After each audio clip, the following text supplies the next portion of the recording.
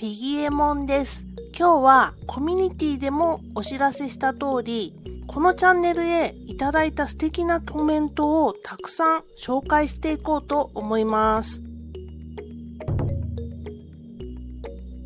今までこのチャンネル動画に本当にたくさんのコメントをいただいて感謝しきれません。本当にありがとうございます。特に全日本選手権の羽生選手の演技への素晴らしいコメントを日本からだけではなく海外の方からもいただきました。日頃のこのチャンネルをご視聴いただいている皆様へ感謝を込めて、今日は動画をその感謝の気持ちを形にしていこうと思います。数あるコメントの中には感銘を受けるコメントもあったりして、皆さんもきっと知りたいのではないかなと思ってこの動画を作ることにしました。これから紹介するコメントはすべてこのチャンネルにいただいたコメントです。だからよりあなたの身近なコメントとして聞いていただけるんじゃないかなと思います。今日ご紹介するコメントは動画内を探せばチャンネル内にあるので、共感しちゃった、コメントしたいという方などコメントにコメントをしてみてもいいかもしれませんね。海外の方へのコメントも翻訳機を使えば簡単ですので、ぜひやってみてくださいね。ただ、羽生結弦ファンは心優しい方ばかりなので、優しい言葉でお願いします。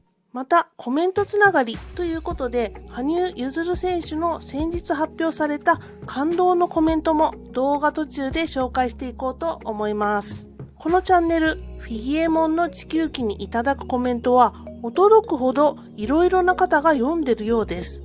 私以外の方からのいいねが本当にたくさんついているなって驚くんですよね。日本の方の場合、海外の方からのコメントだとすぐに理解できなかったりするので、ちゃんと読むのに時間がかかったりすると思います。だからこの動画でまとめて聞いていただけたらと思います。私はいただくコメントを翻訳機にかけて理解しているんで、ちょっとニュアンスが違ったりすることがあるかもしれませんが、そこのところはご了承いただければと思います。でも今回はできる限りいただいたコメントのニュアンスに近づけてお話ししようと思います。こんな感じでこのチャンネルではフィギュアスケートや羽生結弦選手についてフィギエモン独自の視点でお話ししています。フィギュアスケートがなんだか好きなんだよねっていう方や、羽生結弦が気になってしょうがないという方はチャンネル登録していただけたら嬉しいです。この動画を最後まで見ると、2020年全日本選手権で披露された羽生結弦選手の新プログラムについて世界中の感想を知ることができますので、ぜひ最後まで楽しんで見ていただければと思います。では、世界の反応と日本の反応、すべてひっくるめてご紹介した方がいいかなと思いましたので、交互にご紹介していきますね。まず、ごめんなさい、ちょっと読み方がわからないんですけれども、タイの方でしょうか。プーさんはとても可愛いです。そして、羽生結弦の動画を作ってくれてありがとう。彼はいい子です。この地球上の人々、特に各国の指導者は彼をモデルとして導くべきです。最も重要なことは、彼の家族は良い家族だっていうことです。羽生結弦は私の息子だと思ってるんです。個人的に羽生結弦がとにかく大好きです。コメントはしませんが、私はすべての動画を見てるんですよ。社会と地球上の人々にいい話と利益を与えてくれてありがとう。羽生結弦を知ってる人なら誰でも話さなくても心から知ることができます。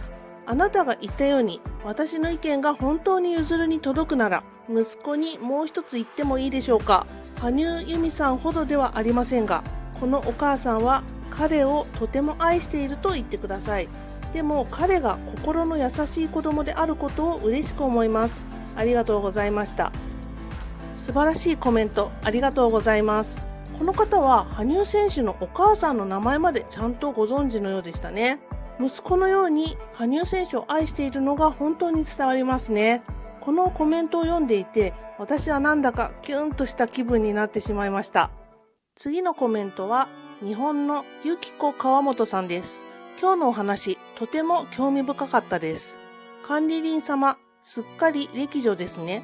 私は大河ドラマのテーマの可能性は結構あると思っていました。実は名曲が多いし、羽生さんは生命のような日本的なテーマにこだわりがあったようですからね。個人的には真田丸なんか華やかですし、どうかなって思ってたんですけれども、こんなに古くまで遡るとは予想できませんでした。オリジナルと違うと思ったのは新平家だったんですね。和楽器がふんだんに使われているのも選んだ理由ではないでしょうか。新しい感じに聞こえるというのは古すぎるせいかもしれませんね。ゆきこ川本さん、ありがとうございます。大河ドラマの可能性を感じていた方がいらっしゃったんですね。私は妄想していただけで、リアルにどんな曲を新プログラムにするのか、ちょっとね、想像あんまりしてなかったです、実は。だからね、大河ドラマの可能性が分かってたっていうのがすごいなって思いました。次はベトナムのローレン・コーさんです。プログラムの曲とその歴史の説明をありがとう。私は天と地とが大好きで、羽生結弦が天国に祈りを捧げ、世界の平和と調和を祈っているように感じます。彼自身のフリープログラム、天と地とは彼の驚くほど才能が溢れています。天国に祈りを捧げているという表現が、ちょっとね、羽生選手のプログラムの感想だとなんだかしっくりきますよね。美しい表現に私は魅了されてました。ローレン・コーさん、コメントをありがとうございました。次は日本から5つのコメントを連続でご紹介します。としゆさんですかね。ちょっと読み方があれなんですけれども、ゆずくんの演技素晴らしかった。衣装も素敵でした。涙が出ました。さすがゆずくんですね。YS さん、本当に羽生選手の素晴らしいプログラム、すごい演技でしたね。ジャンプもほとんど綺麗に決まっていたし、曲に合ったキレッキレの演技も素敵でした。私もうるうるしながら感動して見ていました。読み方が違ったらごめんなさい。稲葉よしこさん、今朝早く録画を見ました。ただ長野に入った時の様子から、今回は素晴らしい力を発揮しそうだと思い、公開練習に挑む姿からフリーは高得点と確信。録画を見て予想通りになったことに未だにゾクゾク震えています。本当にゆずはすごい人。なんていう人なんでしょうね。尊敬します。森永英子さん。テレビの前でいつも応援しながら拍手喝采してますが、今回は会場の声援やプーさんの雨が見られなくて私も残念に思いました。コロナが収束して世界選手権も開催されることを願わずにはいられません。みかんさん、羽生選手の演技の素晴らしさに感動し、感奮しました。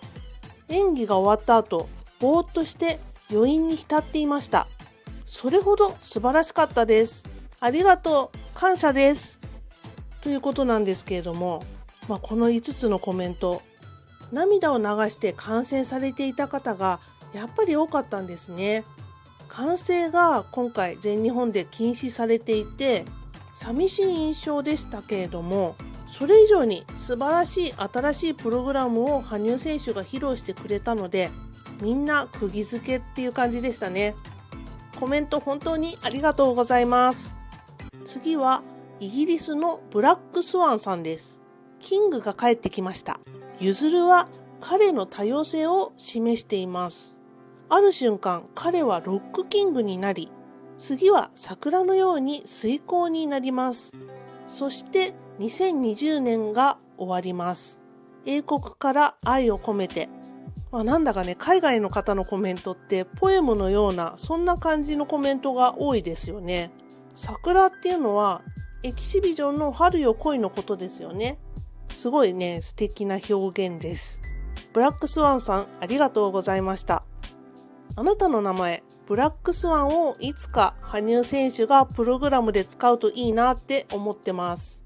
次はこのチャンネルができた当初からコメントをいただいているプーイテザさんのコメントです。2つのコメントを合わせてご紹介させていただきます。新潟は上杉謙信公とゆかりがあるので、羽生さんが上杉謙信公を演じてくれてすごく感動します。全日本から何回もフリーの演技をリピートしています。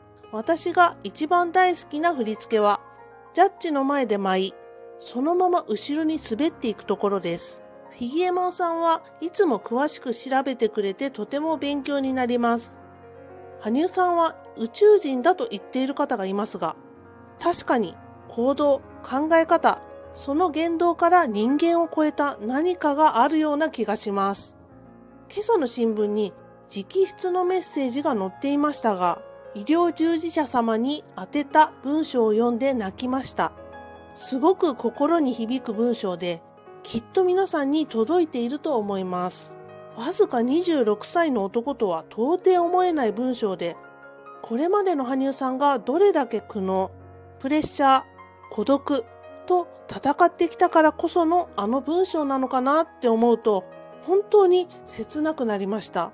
昨日はテレビの前で正座して見ようと思いましたが、あまりにドキドキして見るのが辛くて、もうその時は涙が出てきました。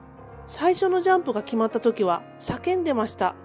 それからはずっと泣きながら見てました。すごい人ですね。あと、ウォーミングアップの時に泣いていて、聴いている音楽で泣いていたんだと思います。終わってからの記者会見の羽生さんがどれだけ落ち込んでいたか聞いた時は本当に切なくなりました。現役のスケーターでいることがどれだけ大変か。でもまだ少し現役を続けてくれるみたいですね。なんかぐっと大人になった演技だと思いました。それでいて優美で凛としていて風格があり、羽生さん史上最高の演技でした。もう何と表現したらいいかわかりません。2、3日前から緊張して食欲がなくなり、昨日羽生さんの優勝が決まり、やっと楽になりました。羽生さんの演技が見れて幸せです。プーイテダさん、本当に素敵なコメントいつもありがとうございます。途中に出てきた新聞に載っていた文章のことですが、興味がある方が多いと思いますので、ここで読み上げますね。この直筆で送ったメッセージは、2021年1月5日スポニチに掲載されたものです。医療関係者の皆様、私たちは皆さんのために生きていられているでしょうか？私たちは皆さんの幸せを作れているでしょうか？皆さんの願いや希望にはまだ光があるでしょうか？私にできることはとても少なく力が足りません。でも私たちにできることは必ずあると思っています。皆さんの目の前に広がる暗闇に私たちという光が灯るように希望と決意を持って今を生きていきます。私たちは皆さんが数字ではなく魔法でもなくかけがえのない生命の炎であることを絶対に忘れません。羽生結弦。プーイテザさんのコメントを読んで、この羽生選手のコメントを探したんですけれども、何回読んでも涙なくして読めません。もうね、先ほどこの文章を読んでた時に泣いてましたね。ちょっと今は泣いてないですけど、本当にね、じっくりと読んでると絶対に涙が出てきちゃいます。羽生選手の心からの言葉だからこそ人の心を動かせるんだろうなって思います。こんな素敵な人へのコメントをこれから続けて読んでいきましょう。スマイルミオさんからのコメントです。本当によくここまで一人で苦しみながらこんなに素晴らしい演技を見せてくださいました。以前、羽生さんは僕が誰かに見ててもらわないと練習とかできないんですって言ってたことがあるので、一人で毎日やるのは辛かっただろうな。だからもう一人は嫌だって思ったとおっしゃっていましたね。よくここまで復活してくださいました。とにかくこの天と地とは素晴らしいの一言です。心なしかフィギエモンプーさんまで凛々しく見えました。ショートプログラムの時はちょっと不安定な感じがしたので、転倒なしで安心しました。フリープログラムはフィギエモンさんと同じ途中で静止してから動き出すところがかっこいいって思いました。それに声援がないのは羽生さんも寂しいとおっしゃっていましたが、私もフィギエモンさんと同じ意見で何とも言えず寂しい大会でした。私はフリープログラムが怖くて見られず、ヤフーニュースで速報を見てすごい点数が出てて、それから見ました。本当に嬉しかったです。完璧な演技でたった一人で練習したのを聞いて胸がいっぱいになりました。本当のことを言うと神様に祈ってました。スマイルミオさんありがとうございます。羽生選手の苦しみをすごく深く感じているからこその感慨深いコメントでしたね。どんな心持ちで羽生選手の演技を怖くもあって楽しみにしていたのかすごいわかります。他人であるのにここまで応援する気持ち、そして人間っていうものの温かさをこのコメントで感じました。次のコメントはちょっと読み方合ってるかわかんないんですけれども、アソーテッド ASMR さん。彼が勝ったことをとても嬉しく思います。私は彼がこのゲームに勝つことをとても懸命に祈りました。私は彼の新しいプログラムと衣装、特にフリープログラムの衣装が大好きです。パフォーマンスは素晴らしく完璧でした。素晴らしいクリスマス。私たちに、ファンにプレゼントをくれたんですね。というコメントです。私たちの祈りが通じたのは今回が初めてではありません。ピョンチャンオリンピックの時も私たちの祈りが通じましたよね。またしても私たちの祈りが通じるとは、神様は私たちを幸せにしてくれます。そして羽生選手は最高です。コメントありがとうございました。ではここからなるべく多くのコメントを読むためにコメントのみを読んでいくことにします。高橋明子さん。羽生さんに対する納得できる解釈を教えていただきありがとうございました。天と地とは圧倒的な演技で魅了され、羽生さんの偉大さを再確認した次第です。苦しい時を経て、より大きく成長して止まることなく未来へ羽ばたいている羽生選手。これからも応援していきます。ホーユーと称するプーさんに優しく話しかける羽生さん。26歳の大人の心と純真な子供心を持つ羽生さん。大好きです。次は中房さんのコメントです。フィギエモンさん、天と地との説明とてもありがたいです。上杉謙信になりきり、圧倒的な演技に魅了されたゆずるくんの偉大さを認識した次第です。未来へ羽ばたくゆずるくん。ファンを大切にしているゆずるくん。これからも応援しますね。プーさんにも優しく話しかけるゆずるくん、最高ですね。次は、湯田翔子さんのコメントです。ゆずるさん、大ファンです。いつも笑顔かわいい。お兄ちゃん、王子様みたいです。癒されるしハマってます。一人じゃないので心配しないで。大丈夫だよ。ゆずるさん、振り付けすごいいいよね。プーさんが可愛くて似合ってます。大変だけど優勝して金メダル似合ってます。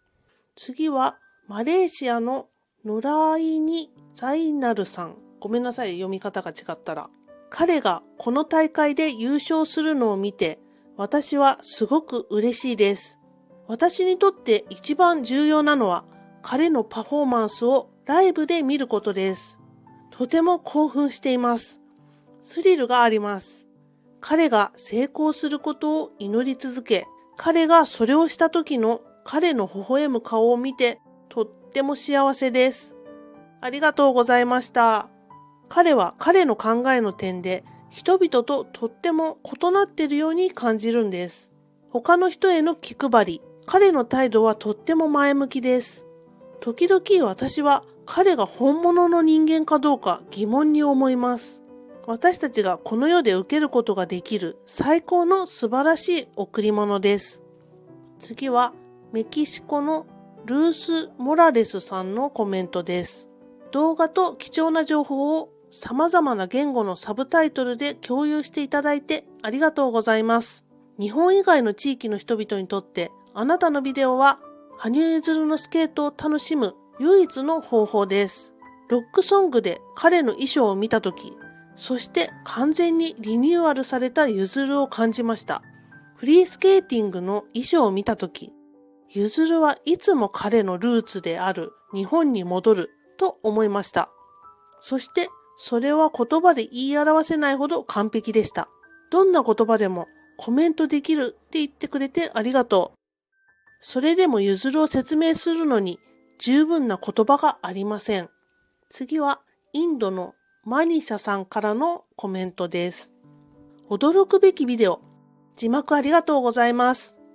結弦は史上最高の自分を取り戻したような気がします。内面からのコントロール力がありながら、凡庸性を発揮し、今はもっと中心にいるような感じで、その中で素晴らしいものを維持して成長を見せてくれるのは本当に素晴らしいことです。難しいジャンプとトランジション。ちょっと説明すると、トランジションとはフィギュアスケートの要素と要素の間のスケーティングの部分をいかに工夫しているかっていうのを問う項目のことです。キングが戻ってきました。2020年のより良い終わりを求めることはできませんでした。インドから愛を込めて。次はシナモンキャットさんからのコメントです。フィギエモンさんの考察ってちゃんと調べてお話しされているので納得できます。私はまず、羽生くんはそんなよく昭和の昔の曲を知ってたなって思ったんですが、世代的には羽生選手のご両親が子供の時の大河ドラマですよね。フィギエモンさんの考察を聞いて、上杉謙信というワードからこの大河ドラマの曲にたどり着いたのかなって思いました。次は、ゆうこ栗田さんからのコメントです。毘沙門天は多分天とも言うらしく、耳のいい羽生選手とそういうところもつながるように思いました。次はルカ・ホイットフィールドさんからのコメントです。確かに出だしは天と地と、だけどすぐに違う曲になるよねって思ってたので、すっきりしました。ほとんど新平家だったのですね。でもそれだと琴じゃなくて琵琶だと思うのですが、ということでいかがだったでしょうか。皆さん、羽生選手への気持ちが熱すぎて、私は心を動かされっぱなしでした。またね、こんな感じでコメントのご紹介動画を定期的にアップしていきたいなって思いますので、あなたのね、熱い気持ちをどんどんコメントしていってくださいね。では、感動のプーさんジャージ脱ぎをして終わりにしたいと思います。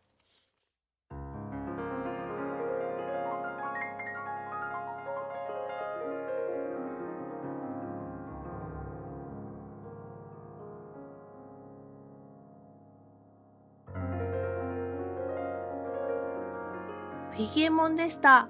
さよなら。